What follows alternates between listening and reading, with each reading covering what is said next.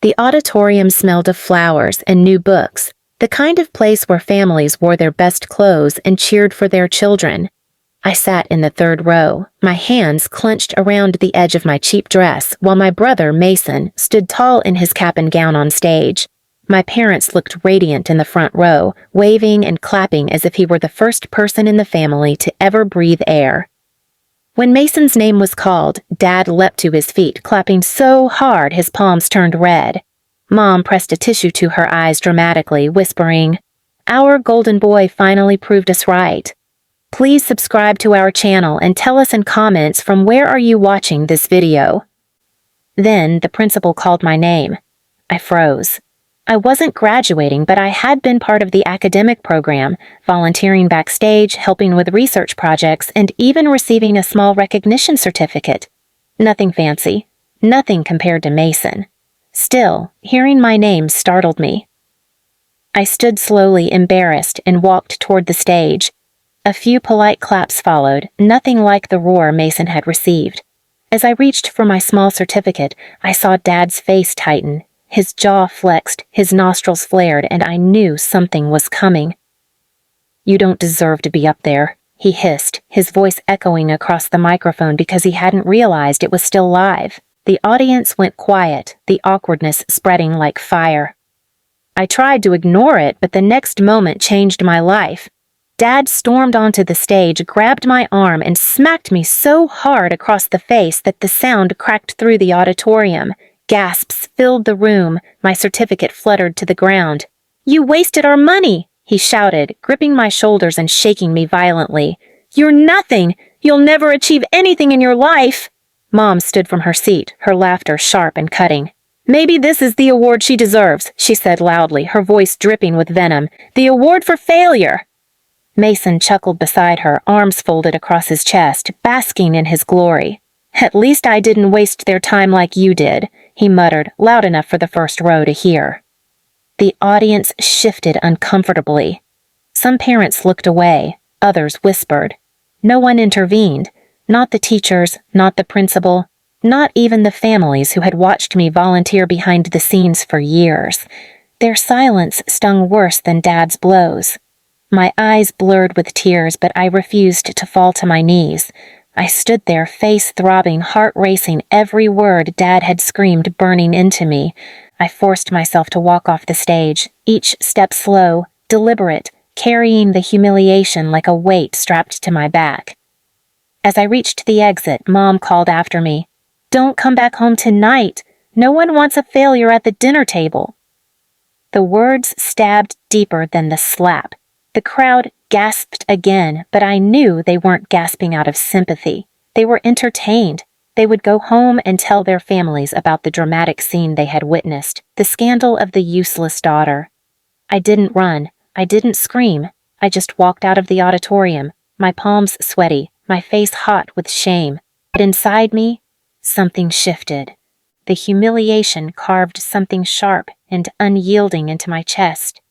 I swore right then that my parents would regret using me as their punching bag, that Mason would regret smirking at my downfall, that their laughter would one day curdle into screams. And I knew exactly where I would begin. I didn't go home that night. My cheeks still burned from Dad's slap, my ears rang from Mom's laugh, and my brother's smug grin replayed in my mind like a nightmare on repeat.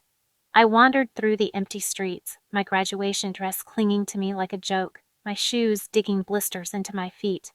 At one point, I sat on a bus stop bench and just stared at the pavement, wondering if this was all my life would ever be, an endless chain of humiliation. The words followed me. "You wasted our money. You'll never achieve anything.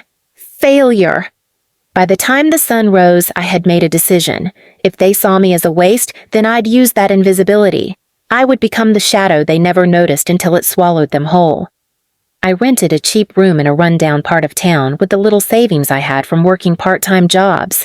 The wallpaper peeled, the sink leaked, and the bed sagged in the middle, but it was mine. For the first time, no one burst in yelling. No one compared me to Mason. No one called me trash. I threw myself into work. I picked up shifts at a diner, then cleaning offices at night, and slowly I started to save. Every dollar I stacked away wasn't just money. It was fuel. Fuel for the day I would finally take back what they had stolen from me. Dignity. Meanwhile, my parents flaunted Mason's success. Social media posts, family gatherings, even local newspaper clippings. They made sure everyone knew that Mason, the golden boy, was destined for greatness. He got a new car. He got a fancy internship. He got everything I had begged for once, only to be told, "We don't waste resources on failures." I stayed quiet. I let them forget me, and the more they forgot, the more I planned. Sometimes I'd pass by the house at night. Their windows glowed warm, laughter spilling out, but it wasn't the laughter of love. It was cruel, loud, like the laughter I'd heard on stage. I watched from the shadows, my fists clenched, imagining the day I would replace their laughter with gasps. The turning point came when I overheard a conversation at the diner. A couple of my brother's friends sat in a booth bragging about Mason. "He's got it all, man," one of them said. "But you know, he doesn't even show up half the time. His professors cover for him because his parents donate to the school." I froze, the coffee pot trembling in my hands. Donations? Cover-ups? Of course. My parents had been funneling money to protect Mason's reputation. They would never let him fail the way they let me drown. That was my crack in the wall. I started collecting, not money, information. Mason's missed classes, the parties where he showed up drunk, the unpaid loans he took out without telling anyone. I learned where he parked his car, who he hung out with, even the girls he used and ghosted. I kept records of everything. At the same time, I gathered proof of my parents' hypocrisy. Their financial statements were easier to track than I thought. Mom bragged to her friends about how she was helping the university and left receipts lying around when she came to the diner after lunch. I copied numbers in my head, wrote them down later, built a map of their corruption piece by piece. It wasn't fast. It wasn't easy. Months passed, and I lived like a ghost, slipping through the cracks of their perfect world, feeding on their arrogance. But with each detail I uncovered, my resolve grew sharper. One night, sitting in my dingy room, I spread all my notes on the floor. Mason's lies, my parents' payoffs, their patterns, their secrets, their weak spots. Looking at it all, I whispered to myself, "This is how you end them." But revenge wasn't just about exposing them. It had to be personal. They had humiliated me publicly, stripped me of dignity in front of hundreds. If I struck back, it had to sting deep enough that they could never laugh again. So I waited. I sharpened my timing like a blade. The opportunity came sooner than I expected.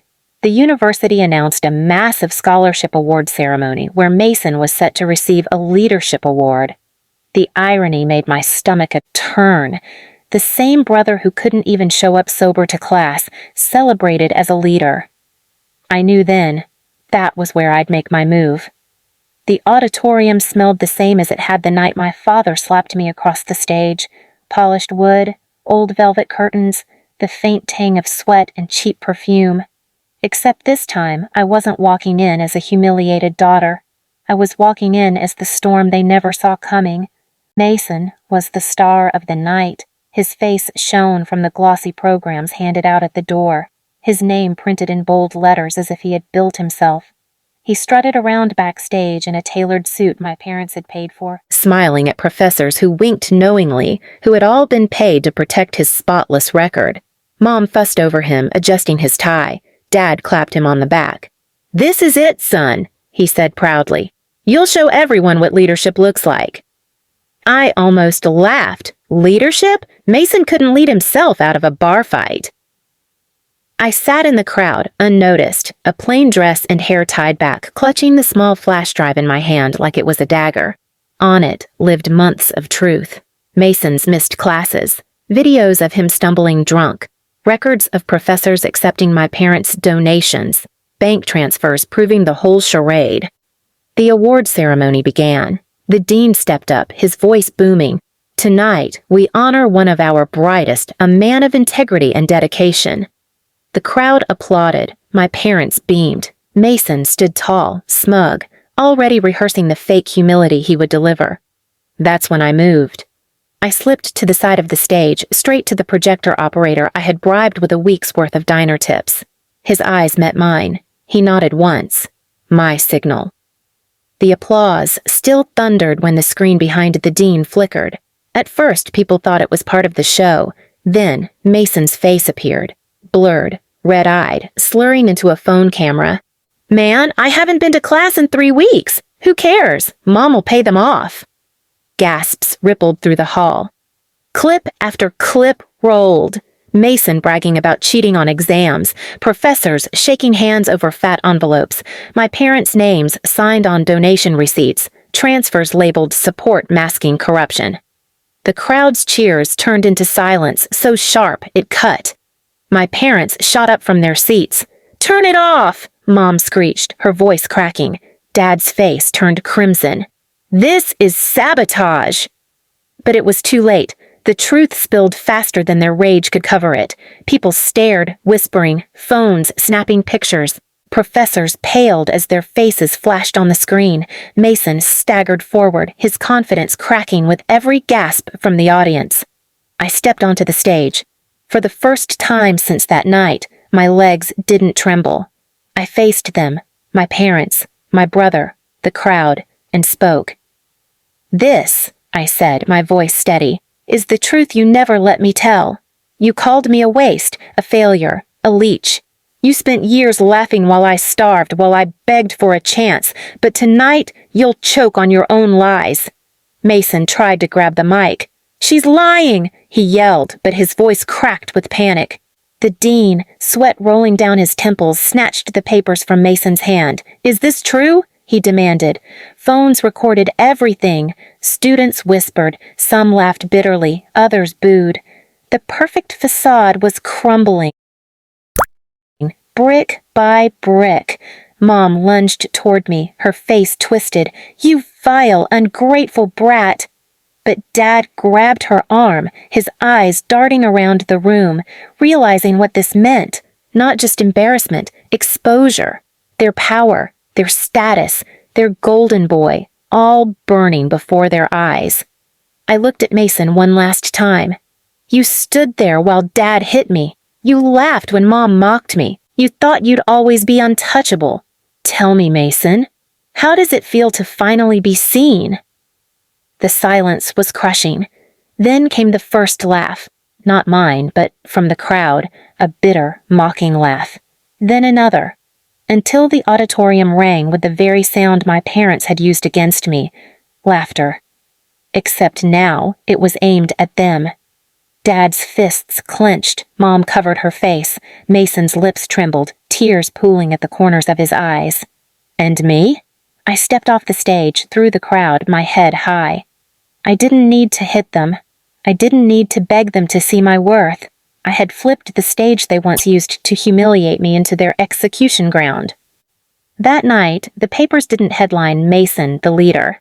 They headlined corruption, scandal, abuse. Professors lost their jobs. Mason lost his award. And my parents lost the one thing they cherished more than family, their spotless reputation.